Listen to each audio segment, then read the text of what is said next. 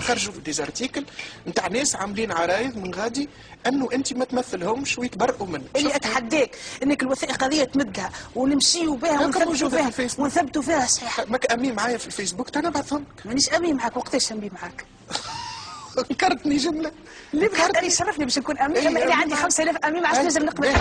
مداخلاتك تثير الضحك في المجلس التأسيسي ثم تتحول إلى باز في الفيسبوك. الفيسبوكيين يضحكوا عليها ما يضحكوش. أنا نحب الشعب يتفرهد والشعب يضحك. ما نحبش الكبي ما نحبش الحزن. يجيبوني أنا مع عادل إمام ولا هو عادل إمام يجيبوا له سنة تومي. هذا تلقى الحضارات وتلقى الثقافات.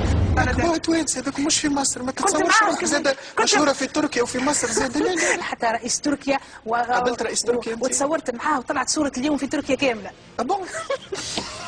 والله العظيم صورة اليوم خاطروني أنا والرئيس التركي ودارت هذه غبت عليك هذه شفت كيفاش هذيك الصحفي مهني ومحترف ما تلوجش في الكدا. والله طلعت مانيش محترف فاتتني هذه. اتصل بالسفارة المضحكات البكيات يقول لك الأسعار ولات نار لدرجة إن احنا نقعدوا ندفعوا عليها في برد الشتاء. هذه الأسعار أصبحت نار يقدروا ندفعوا عليها. معناتها الفيسبوك عندهم بعد ساعات ساعات. طالبت في المجلس التأسيسي أنه الفيسبوك يولي بايع في بالك اللي الفيسبوك تحت أمرة وزارة الاتصالات التونسية. ديتو با ديتو با با ديتو يعني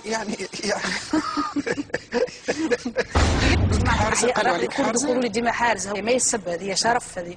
خلينا نحيوا لهم الوسخ نتاع 50 سنتين. مين فاخر؟ شنو رايك في هذا؟ كيفاش تمثل المرأة التونسية؟ صوتها ياسر يعجبني خاصة كيف تقول وقناني داعين العقل بالحق. خاطر كيف تقول كيفاش تقول؟ الجنون